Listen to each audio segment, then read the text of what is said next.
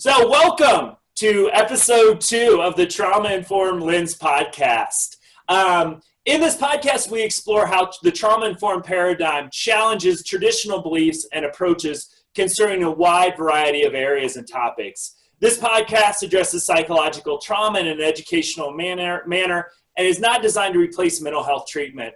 If anything in this podcast makes you feel uncomfortable or anxious, please talk to a mental health professional. So hello, my name is Matt Bennett. I'm here with my friends Curt and Jerry for our second episode of the Trauma-Informed Lens podcast. And today we're really going to dig into really looking at our definitions of what is trauma. And I know as someone who's thought about trauma both from a therapist perspective as well as a trainer, educator perspective, my definition of trauma has evolved over the years in significant ways. And so we're going to just really it sounds like a very basic topic, but I really want you to hang in there with us because my thinking around the definition and really defining trauma has really helped me grow in my understanding and understanding how that impacts people in a lot of different psychological ways, as well as with their medical health, emotional health, and social health as well. So as always, basically as episode 2, as in episode 1, we're going to start out with the bright, shiny objects of the weeks for us. And this is, if you know us, we get obsessed with things in our life, and a lot of that has to do with the research that we're doing around the topics that we talk about. So just giving us each a brief opportunity to talk about what's our obsession of the week or our bright, shiny object of the week. And I'll start out this week basically because my bright, shiny object is this podcast. I knew very little about podcasting a few months ago. As anything I try to learn new, I read like 3 books on the subject to try to figure it out. Listen to a lot of podcasts on podcasting, which is an infinite loop that I'm trying to get out of now. But it just was really exciting. I think I figured out all the technology. It was great to see it pop up on iTunes. I know it was kind of a big dopamine release for me personally of joy when I got on my app that I listened to podcasts on, typed in Trauma-Informed Lens, and there it was. So that's sort of been my obsession of the week as far as just my learning curve. I love learning new technology, especially when it works. So if you're not familiar, show notes, everything else, traumainformedlens.org, all one word. You can find all that stuff as well as the videos of us doing this if you're listening to us only on audio as well. So that is the bright, shiny object I've been chasing around, at least the internet world this week. Curt, what's your bright, shiny object?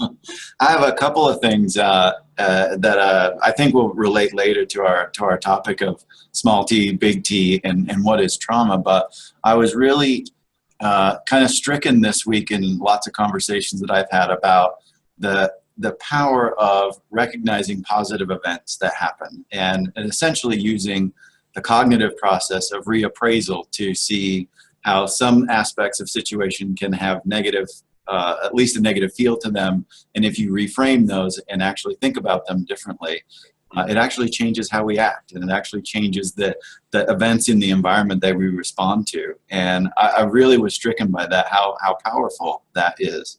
And in addition to that, the difference of the feeling of working towards something positive versus avoiding something negative. And how important that is to do for people. I thought it back on the last week's podcast, and one of the things Jerry mentioned was how passionate he's been over the course of his career of helping people to get unstuck. And I thought about that in this concept of working for something that you're going towards something positive as opposed to avoiding something negative, and how that can lead to getting stuck if what we're doing is avoiding a lot. So I've had some wonderful conversations over the course of the week that have been related to those, and how just incredible that can be in the process of change, whether it be therapeutically or whether it be organizationally. I'm really amazed at how those keep popping up as important concepts. Very cool. And I love especially working with, populations that their whole, as we'll talk about this as we go on today too, of they've lived in such hardship and suffering, as those those little pieces, especially, you know, a lot of times what I found, it's us as professionals who sort of introduce that there is some good to the situation, that we see strength and worth in them as such a powerful piece in their healing journey, and often sparks some motivation and some different ways of learning, which, you know, we hope builds up into a transformational process for a lot of folks. And Yeah. That's where it's, you know, I think we sometimes want to jump to the big fixes, but it's a lot of times those little communications where we point out the positives that really start that momentum sort of rolling in a real positive direction for folks. Yeah, it really is amazing what a difference that can make in very small doses, in very small increments. I often sit when I'm talking with people, whether they're people who are working for me or whether they're whether I'm in a consulting position, whether it's talking to an individual who's undergone something difficult, and how I'm balancing between helping them to feel deeply heard and then helping them with a positive future vision, and always going back and forth between those two things. And those are very, very small moment-to-moment changes in what you're doing as a therapist or as a supervisor. And the ability to do that and help people with that, I think, is really exciting and really enjoyable to be a part of. So that was my thing for the week that I've been certainly thinking of a lot and was excited to talk a little bit about today. Very cool. Let's keep that as a note for a future podcast, because I'll talk about that for like 2 hours. I'll set that aside. Jerry, what's your bright, shiny object of the week, my friend? You know, I was telling Curt I went out to a bicycle tour this weekend, and 6,000 people did a tour, a 25-mile tour, and I was very interested, actually, thinking about this podcast and thinking about trauma, about how these 6,000 people on bicycles and moving, how it activated their social engagement system, and how when people are engaged in physical activity, people were talking to each other, people were kind and letting you cut in line or moving. And the connection between what we're doing with our bodies and how we're feeling in a social context was really, really very evident in this process. That you got 6,000 people together. You know, you couldn't get 6,000 chimpanzees together to do something like this. They kill each other. And there's something very unique about us as a species, that we could cooperate. But we do that best when we're feeling safe and engaged in some type of activity that makes us feel activated and alive, that connects to our social engagement system. So I was really, both I felt good and I felt really positive interacting with people, but really was noticing eye contact and smiles and just positive, and really the relationship between physical activity and people feeling somewhat connected. So that was my bright, shiny object of the week. Very cool. Did you have, was it, I saw some on Facebook. Was your daughter in that? Yeah, my daughter, my wife, my son, my daughter-in-law, we all did so we were very socially engaged. Oh, good. I didn't see you in the tight shorts, though. I take the pictures. I don't know. We could stick those in the show notes, Jerry. If you got some, that would really be traumatic. Well, I just, if you want to give out to the world, we have a venue for that now. Jerry, when you said you were seeing people being like activated socially and actually like reciprocating those kind of like interactions with each other, just made me think of my commute to work every day. How much of a difference it makes to just let people in. Right. Just make that small little thing of there's plenty of room. We're all going to get there at some point. That's right. How you feel and them feel. What about random acts of kindness? Yeah, I mean, I certainly feel better on the commute if I let people in, and I can completely decide whether I do that or not. That's good. That's great. That's great. I just let one in. That's all. There's got to be some pattern, There's a though. limit to you, I right? can only give a little bit before I got to take mine. So It certainly challenges your sense of fairness, right? yeah, absolutely. So if you're in front of me and you let two people in, Yeah. it's kind of raises my anxiety level a little bit. So hopefully, that's a good thing of working at home. I don't have to do that very often. So Well, I'll take the heat for you on that one, man. you keep doing good in the world, my friend. You bet. You bet.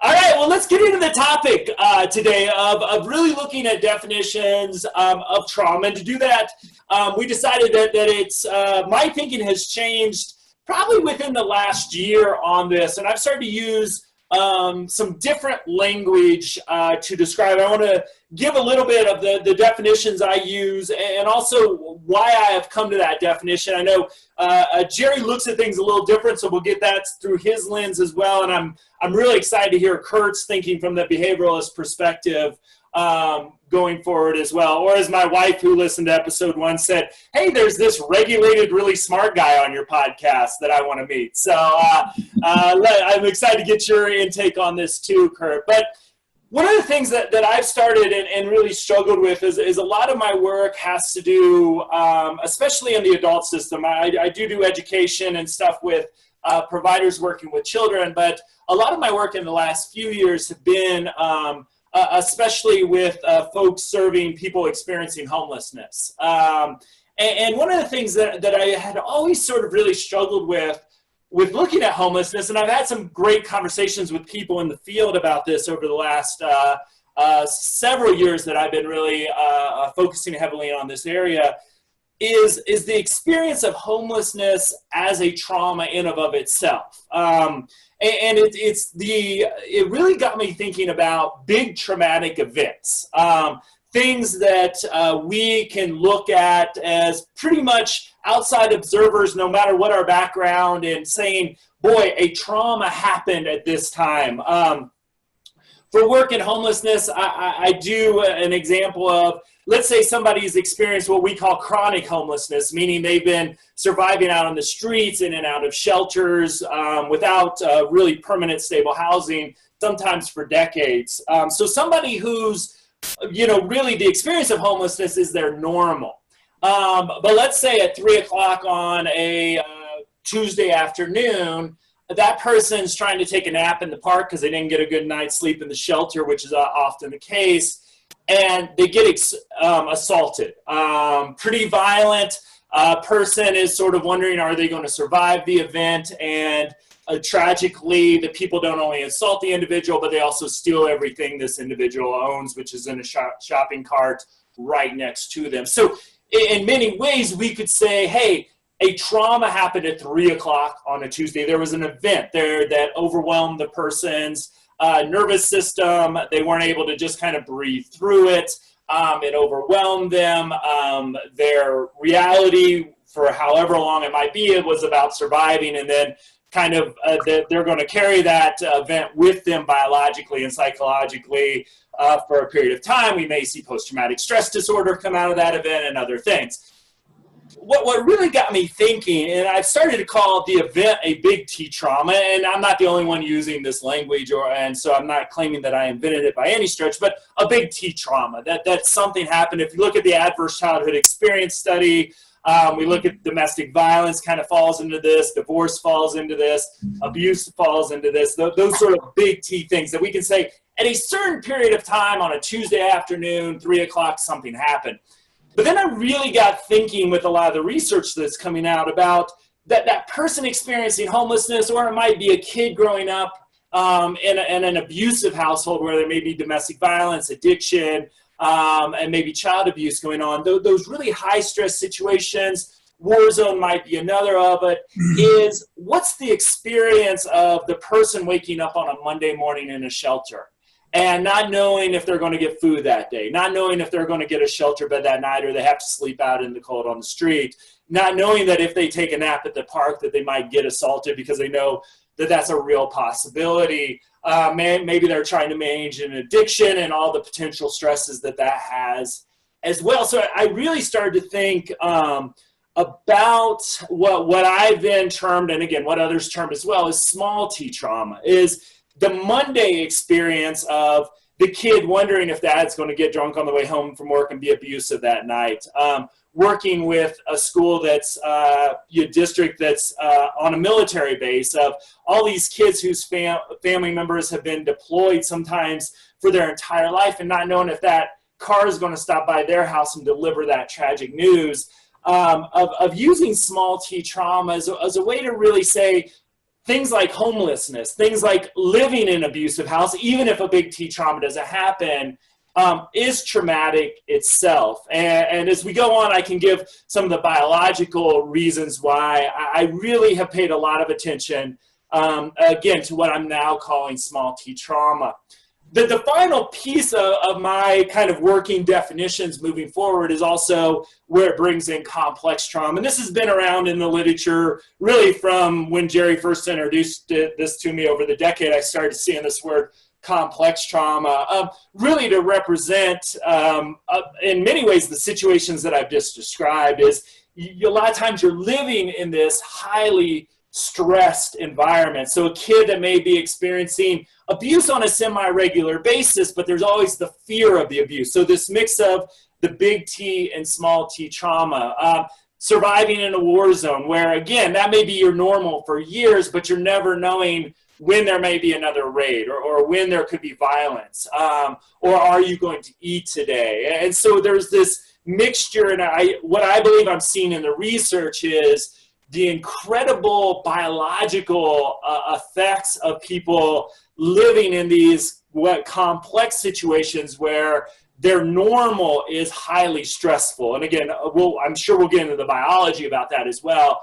And then there's sort of peak experiences of what we would probably have traditionally called traumatic events. And so again, as a trainer and as somebody who writes a lot on trauma, this has really, I think, helped me describe the full experience of a lot of folks that the clients that they're working with. So I'd like to throw it to Jerry. I know we've kind of talked a little bit about this in the past, so I'd love to give you a little bit of time before we pass it on to Curt about just kind of some of your thoughts, what you sort of use when you train or talk to people on trauma. So, you know what? Really, the first time I think I remember seeing the term small t trauma is Francine Shapiro, the creator of EMDR, began to look at that traumatic events. As you did EMDR, these memories are associated with all sorts of smaller incidences in people's lives. And there's a connection that we kind of associate past events to larger events, so that somebody who's had multiple types of challenges along the way is going to respond to a large trauma very differently than somebody who's had a good life and very supportive and then is kind of focused. So we have to really understand people's experience of adversity in the context of their whole life experience. But the part I struggle with is when we call something a small t. Because for one person, what's small is another person is an overwhelming experience. And what I've tended to do is when I, in my own mind, start looking at events, instead of looking at somebody's experience and then the impact of that experience on them, I tend to make judgments about what should be or shouldn't be traumatic. Mm-hmm. And so I really begin to try to, instead of thinking about things as small t's or little or large t's, I really try to, through an interview and looking at it through somebody's life experience, begin to look at what are those events in their lives that they felt in some ways not capable of effectively responding to, and then how does that experience impacted how they felt about themselves and how they felt about the world in which they lived. So I think that the concept of large t's and small t's was a reaction to people initially in the trauma literature talking about things outside the range of normal experiences have to be traumatic. And trying to help people begin to think about things, many things we have within our normal life are traumatic for people. Yeah. But as we begin to understand that more is, through the National Child Traumatic Stress Network, they talk about the 3 E's, and they talk about the event, they talk about the experience of the event, and then they talk about the effect of that event, as opposed to just looking at events in determining what's traumatic or not traumatic. Yeah. So I think as we move along, it's really important as we're developing this traumatic lens, not to get caught up on the event, but really what you're talking about is looking at people's experiences of those events and how those experiences are impacting them currently and in their belief about who they are and what their future holds for them. Absolutely. Great. Hey, Curt, jump in here, man. I'm interested to see from your perspective, get you in on this conversation. Yeah, I first thought that the small t, big T distinction could be related to several things, and Jerry was talking about some of them. One is the distinction between chronic versus an acute event. That seems to be a part of that discussion. And then the relative value of each one of those events, I think, is also part of that discussion. And as I think more about what the trauma-informed lens means, one of the things that I have kind of distilled down to is that it is an understanding of how the stress response, at least as a large part of a driver, impacts how we perceive the world, how we interact with the world, and how those changes can change how we act. Yeah. And so I think one of the things that I hear a lot when people talk about trauma-informed or trauma-informed lens or trauma-informed care is that at times we interchangeably use the word trauma when we might mean stress. Mm-hmm. And that essentially, a stressor is, whether it be traumatic or whether it be, in a category that we would call non-traumatic, is an environmental event that organizes our attention and we allocate our behavior to it. Yeah. So that stressor is really quite an important thing, and our ability to respond to it is very important. Going down the road of even thinking of the arousal continuum, right? If we get kind of a dissociative response, what we see is a lack of motivation or a lack of being organized by environmental events. And we can also get the other side of it, which is a hyperarousal response, which is being overly activated by environmental events. And so, yeah, I think that small t, little t distinction can help us to think a little bit about just stress in general, and that we as organisms need to be organized by events in our environment. And when we can deal with them effectively, we tend to not develop other kind of diagnostic problems. They tend to not get to a level where we would attach a diagnosis to it or provide some kind of service related to dealing with it. And then if we don't get organized by environmental stressors or events, we have problems on either side of that. So yeah, from a behavioral perspective, it comes down to a couple of terms that we would talk about, which are stimulus control and then motivation. Mm-hmm. And that stimulus control is when something that happens in our environment then really has a very high probability of changing how we behave in response to that event. And then other events can change our motivation. Yeah. Like we were talking, I was mentioning earlier that power of recognizing positive events can change our motivation. Yeah. And that changes how we interact with our environment. So from a behavioral perspective, that's kind of how I think about those events together. Yeah. And and I appreciate, both of those really, I think, add some depth into the introduction. One of the big pieces of research that really, I think, got me thinking about something I thought I was just kind of missing it too, about that living in, whether we want to call it high stress. I used to use the word hyper stress, but that kind of brought back too many Star Wars memories for me. So I don't think hyper stress really, one of the things as a trainer is I want people to remember the concepts, and that was a tough one, but how living in these, what I like to call now small t traumatic situations, really some of the biological impact of that. And And I think, one of the things I've tried to gain expertise on, but it's such a complex subject, is the stress hormone cortisol. Because you think somebody living in highly traumatic situations would be full with cortisol, but sometimes they actually have lower levels of cortisol. So maybe we can do a podcast where you guys can explain to me the science of that, because I really tried to understand that in ways. But there's, no matter what, and what I like to, there's an imbalance in the individual usually who's experiencing those complex trauma pieces. So cortisol is a factor. One of the things, the pieces of research that really made me think about small t trauma in a different way was around the cytokines.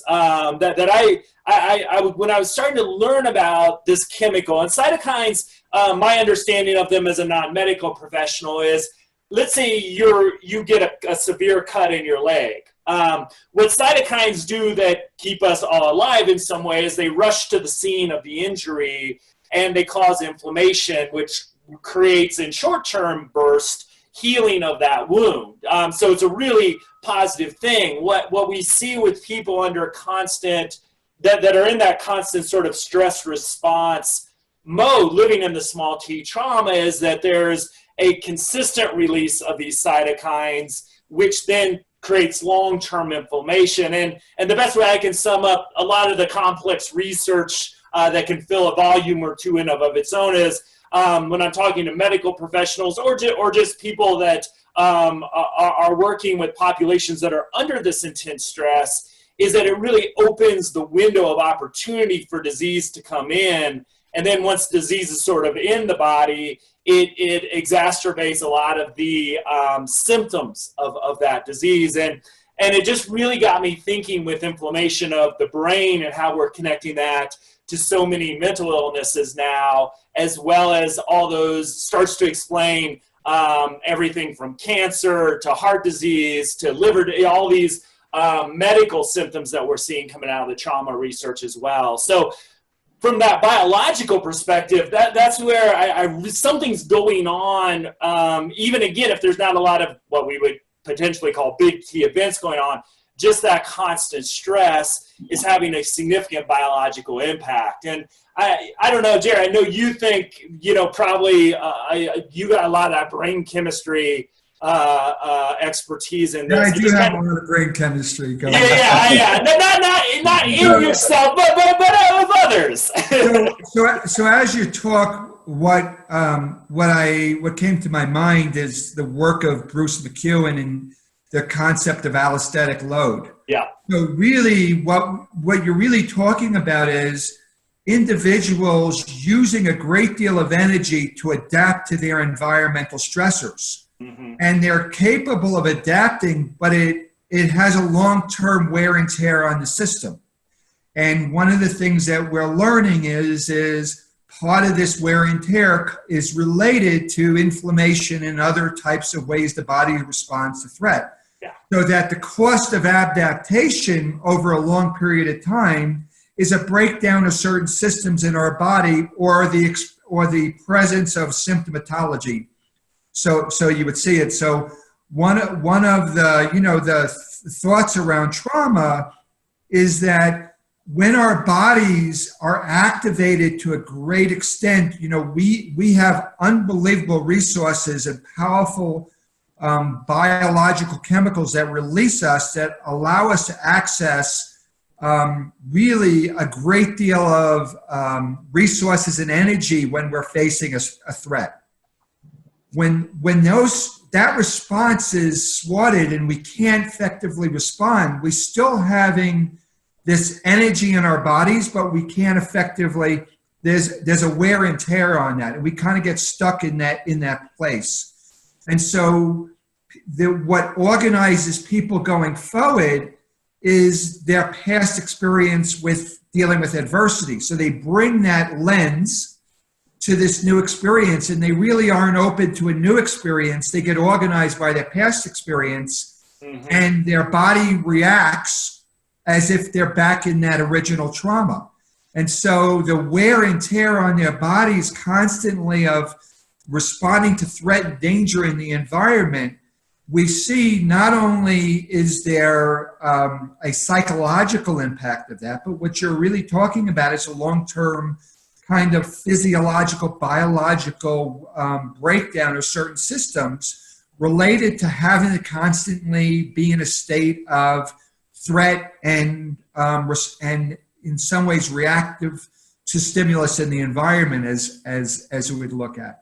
So, I think that we can't necessarily, what we see sometimes is when people are facing adversity, they initially are very good. They adapt and respond effectively initially.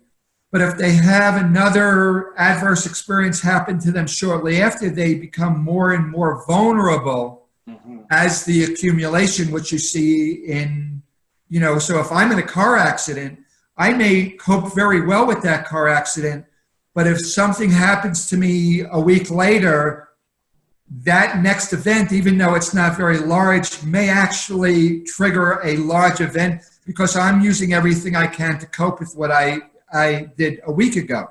Yeah. So I think that when we look at this issue of cumulative impact, we have to begin to understand is that we are incredible at adapting to circumstances in our environment, but that adaptation takes its toll on us over long periods of time. So your individual who's living in a homeless shelter, who's not sure about where food is coming, they may be doing a great job of adapting to that situation, but at what cost are they adapting to that? Yeah. And what does that leave them vulnerable to in the future? Absolutely. And I want to explore that. Curt, did you have anything to add? Because I think Jerry's question right there is a big one. I was thinking also about the frequency with which we see somatic complaints among children and I mean, I see it among children mostly because that's where most of my work is, who've undergone this chronic kind of stressful life situation. And one of the things that is really interesting, I think, from the interactional standpoint between somebody, a caregiver who's working with that child, whether that be a parent or whether that be a teacher or a staff in a residential program or a clinician, is that they tend to see the somatic complaints of a child eventually as crying wolf. And so that starts to change how they interact with that child. And it leads me down this road of really how we learn how to label emotional states and how our changes from being in the situation as Jerry's describing where, I just went through a car accident, but I'm not under a lot of allostatic load so I can handle it. But if my load gets too high, then and that is a chronic situation, then my homeostatic position changes. Can you define homeostatic position? Because that's where I was going with this anyway.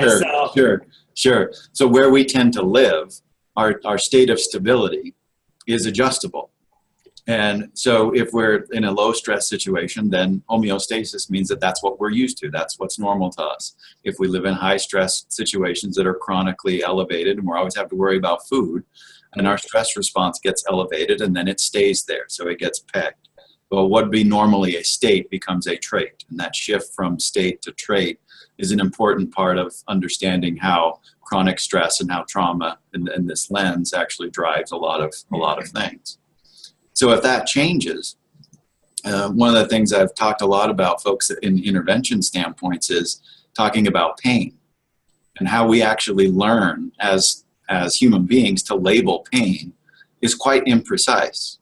And we get taught by other people, other members of our species to label pain based on a correspondence between an environmental event and what must be painful from another person's perspective. Yeah. And so a child learns to label internal state of pain in a way that doesn't match up perfectly with it. It can be strongly correlated with it, but it's not perfectly correlated with it. And we learn to label other internal states that way. We learn to label happiness that way and sadness that way. And if you're shifted in your homeostatic state, then your whole labeling system can be off. So a child can easily say, my stomach hurts, when for the rest of us, it may mean I'm a little anxious. And so we get into these kind of struggles about somatic complaints, and children who are then expressing some aspect of their internal environment, aren't able to access caregiver response in a very kind of low level way, which would be really useful for them, and they get kind of off in their developmental trajectory in that way. So thoughts I have about that a lot, and I see it so much. I think that's a really interesting concept you brought up, right? Because really what the state is about how do I communicate my internal experience to someone else, right? And so when you think about the child, what's the first world that the child's adapting to is the psychological world of their parent. Mm-hmm. And so how they learn to communicate what their internal state is, what the response they're going to get. So if my caretaker is not going to respond to sadness, but they may respond to internal distress of a stomach ache or a headache, I'm going to learn to associate that experience with a physical symptom as opposed to an emotional expression of words. Right. So I think that's a really good point, that what we're learning is how this person learned how to make sense of their internal experience as a way of being in a bi-directional interaction with a caregiver. Yeah. Mm-hmm. Absolutely, and I have a little whiteboard that I keep notes on. I'm listening to this lecture series on the biology of stress, and one of the questions that I'm thinking about, I started thinking about it from a self-care perspective for my trainings on our own self-care, which I know will be a topic probably for many episodes going forward. But what is your homeostasis? And I thought about that again from a self-care perspective, but I know that it's as big as impact as it has on us and our burnout and stress. Thinking about someone living in that, what I term a small T situation with probably the big T's, at least threats of it, if not those occurring, and how everything in many ways gets organized around that, how thinking gets organized, how the brain starts to structure where the fight, flight, freeze parts of the brain may develop in a different way than if they were in a safe family environment. And one of the things that I find so powerful as I worked with providers of homeless services is, we have these great housing first programs now where as a human species, we've realized a really great way to end homelessness is to give people homes. So we're progressing as a species in our thinking about our problems. But all around the country, people have this experience as we take somebody, again, in that chronic small T homeless situation where they've been living out on the streets, and that's been their homeostasis has adapted so brilliantly to an environment that would be, if you kicked me out of my house, none of my friends were going to take me in. I couldn't call my mom up and say, hey, Mom, can I crash on your couch for a while? And all those systems failed me, and I didn't know where I was going to sleep at night. To me, that'd be a big T trauma. For them, that's been their normal for years. And so we get these folks into their own permanent housing, maybe their own apartment, and we're all really excited because here's somebody who's been living on the street for 20 years. Now they have their own place. And not with everybody. These programs are highly effective over time. But with a small piece of the population, what we see is a lot of them are storing their stuff in the apartment and still sleeping out on the streets. Or they invite everybody they used to sleep out on the bridge with into their apartment. So now they've just replicated their situation in a different setting. And it just shows, I think, that the power of homeostasis, whether we're talking about an adult who's lived in there or a kid that's, struggling in a violent home situation where they need that hyper arousal to really keep themselves safe in a lot of ways. And then we ask that kid to sit quietly in a classroom for 6 hours a day. And so the homeostasis piece seems to be, to me, it's just really helped my thinking. And I wish, and I hope for all of everybody listening to this, we can communicate this to community members, because if we don't understand homeostasis and the impact of that, I think we end up judging people in very unhealthy and unproductive ways. I think one of the things I've seen from understanding our biology a little bit better, and certainly I've learned so much of this from Jerry. I'm really, of course, interested to hear your thoughts, but I think one of the great things that our stress response equips us with as organisms is urges to avoid things and urges to approach things.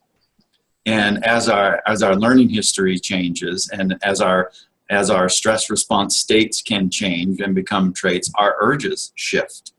So our urges to avoid certain things, or our urges to approach certain things, gives us the sense of organizing our environment. Like you were talking about, I got an apartment and now I invite all my friends into my apartment and I just recreated my environment. Or I got my stuff and now I'm going to go sleep on the bridge. So we do things that make us feel safe and make us feel normal. And homeostasis is that feeling of safety. And that's really an interesting aspect, I think, of what drives us to do what we do. Yeah, I think that Stephen Porges' work on neuroception, and really at a very unconscious level, we assess the environment about whether it's safe or it's not safe at a level of our nervous systems. But we also have this incredible prefrontal cortex that wants to create meaning to that experience. So we don't say, is my nervous system is really dysregulated and unsafe. We make up a story about why I need these people in my room and why I need to go out on the street and look at it, right? And so I think that workers coming in also make up a story about why they are there. And you started, Curt, today talking about how reframing helps us to have a different reaction to things. And so when we begin to understand that an individual's nervous system has been recalibrated, and that what we think is safety and comfort really is creating some anxiety for this person, and this individual is creating some response to try to make themselves feel safer and better, if I see that behavior in that context, I'm going to respond in a much more compassionate way than I am of saying, why do you have all these people in your house? Don't you know the regulations are here, right? And so I think this trauma-informed lens allows us to understand that individuals are trying to find a way not only to respond to the environment, but to regulate their physiology and to feel safe and to feel connected. And so I think when we look at it from that perspective, I can then approach that individual not only from understanding them, but in creating interventions that are sensitive to their experience, not looking at it from, in some ways, of just looking at their behavior. Traditionally, we would be looking at it, is this person trying to avoid something? Are they trying to get attention? Are they trying to, do they want something from me? Really what they're trying to do in effect is trying to feel safer and in some ways more in charge of their own bodies. And their solutions to that may be a problem for us, right? So if the regulations, I don't know what the regulations are in those, that you can't bring other people in, but there's a conflict between what the regulations are saying and what this individual needs to feel safe and secure. And we need to find a way to kind of negotiate those challenges in our systems. So I think that's a really good point as we look at this concept of that the body recalibrates itself is really a very new concept. It really was, when you think about, we used to believe that when a stressor hit us, our body responded. And when we removed the stressor, the body went back to where it was. And if you didn't go back, there was something wrong with you, or there was something characterologically weak about you, right? And so this concept that the body is actually recalibrating itself to be able to adjust to the environment it lives in is a fairly new concept in science. And really what I think we have to be able to do is, what's the purpose of the podcast, is to disseminate that information and to really help people reframe the situations that they're seeing, as these individuals are really trying to, in some ways, find a way to survive the experiences that they've been confronted with. Yeah, and absolutely, and I want to, from as we're talking about this, you know, I'd love to get Curt's thought on this, because, you know, when I was, you know, being trained as, you know, a therapist, and we would go, and I had to go through like 10 histories of psychology classes, you know, then the behavioralists came up, and it kind of left, until Curt, I met you, I just kind of had this B.F. Skinner bad taste in my mouth, and I think part of that was is because you kind of took a mouse without understanding the mouse's experience, and then you tried to negotiate behavior from, you know, punishment or rewards or consequences, or, you know, whatever that is. And I think really when I was trained, again, what I like to call the dark ages of psychology of the late 90s, you know, I think we were all doing this. I don't think in any ways it was just the behavioralists. We didn't have enough neurobiological understanding, at least in academia at that time. It hadn't integrated in enough where we could really have a conversation like we're having right now. So I'm just fascinated from my, I know, wrong thinking about behavioralism. How has that changed maybe your profession and how your starting point with clients that you work with? Yeah, I think understanding it from the historical context is critical to that whole line of thinking, because I find it a lot in my practice and in my discussions with others, that people generally think of the behavioral approach as overly simplified. And on the other side, like, you know, the way I phrase it is that if you start talking to a behavior analyst about what's going on inside the skin, we stop listening to you. And when you start talking to a therapist about behavior, they stop listening to us. Yeah. And so we don't talk to each other very well. But from a historical standpoint, the way I understand it is that the movement of the behaviorist movement with Watson and Skinner started really as a response to the research methodology of introspection. Yeah. And that was where it started for them. And it wasn't that they wanted to come up with some technology, although Skinner certainly did, and Watson actually did do that over the course of his career. Their contention was that might not be the right research methodology for us as a field. Mm-hmm. And so they wanted to get things to be more objective. And so they said, let's just measure what we can see, which was behavior. And even Skinner said in many of his writings that while we don't have the technology in his contemporary time to understand what's going on inside the skin, his famous quote is, someday the physiologists of the future will tell us that. And I think now we are starting to have the technology to view what's going on inside the skin. And what we find is that it follows laws just like what happens outside the skin. It's physical events, and it's made up of things that we can predict, and it can follow some predictable patterns. There's certainly many things that we don't understand and many things that we can't predict, but that's the process of science. Yeah. And I think probably part of the most misunderstood thing about Skinner's approach is that, you know, when Jerry was talking about, you know, having an understanding of what this does for the person, or what from the ABA standpoint, that's a functional behavior assessment. The whole point of that was to understand what this response or this behavior served for the individual within their environment. And that was the whole point of it. And so I get a little, at times, kind of saddened by people glossing over that and not having a full understanding of what a wonderful approach the behavioral approach can be. And when you can combine it with others and talk to each other as professionals, I think it's a really powerful combination of an understanding. And certainly, obviously, get really excited about it and love to be able to talk to you guys about it. Yeah. So that's kind of how I think about that from both a historical and kind of philosophical standpoint.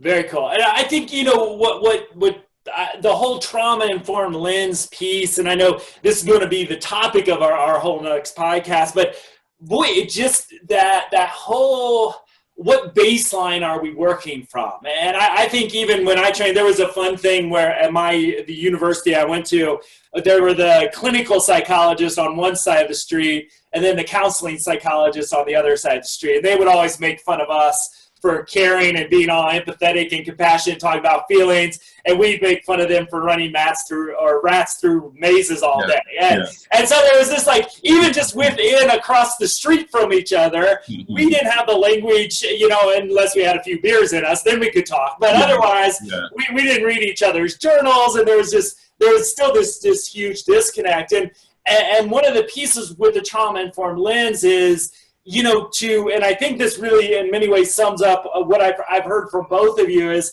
to understand that person's experience, whether we call that big T or small t or complex or hyper stress or, you know, betrayal trauma. I mean, I could probably list off 10 different types of trauma that people have thrown out in the literature. It's understanding that person's experience as the baseline to understand somebody who stores their stuff in the apartment but sleeps out under the bridge, to understand that, again, as we talked about last week, that kid surviving in that violent home environment didn't wake up this morning and said, you know, I'm going to punch my teacher today. That we see so much of this as reactions to accumulated experiences over time, and then a combination of stimulus and environmental factors that then exhibit some of these behaviors that if we don't understand all this other stuff leading up to it, well, that's just a bad kid. Well, that's just a lazy person that won't just get up and go get a job, you know, and all these misunderstandings, I think have, you know, even in psychology, again, back in the dark ages when I was trained, we didn't have any of this. So we were starting from a baseline that really, now with all the new science, didn't make a whole lot of sense going forward. So I think this is the revolutionary piece of this paradigm moving forward. Jerry, anything to add? You know, can you hear me? I can hear you. You seem frozen on the video, but... Yeah, I'm in a dissociative state up there. You're more regulated than normal. Maybe you should freeze me too. I'm dissociated when he heard me talking. I began to think about is that story you told about the individual in the apartment and looking at their behavior as adaptive. And I think oftentimes, whether it's in a classroom or it's in our office, is how do we begin to understand people's what looks like abnormal behavior. For them, it has been very adaptive. And that the problem with it is they no longer have the ability to discriminate the situation in which they use that solution for.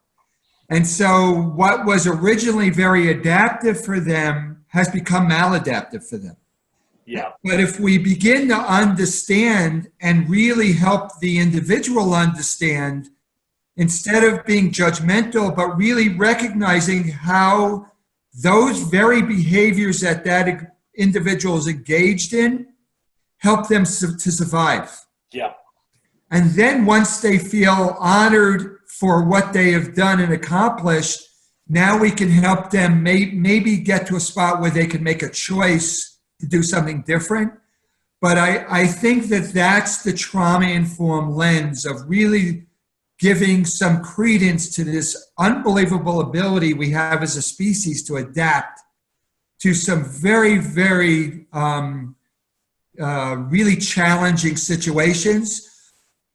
But for us, sometimes those solutions we get stuck in and that we continue to repeat them without a choice in the future. And so I think that's really what I'd like us to leave today is, you know, as we think about it, is how is what I'm seeing in my client, how is the symptoms that I'm treating, how are those adaptive at one point in their lives?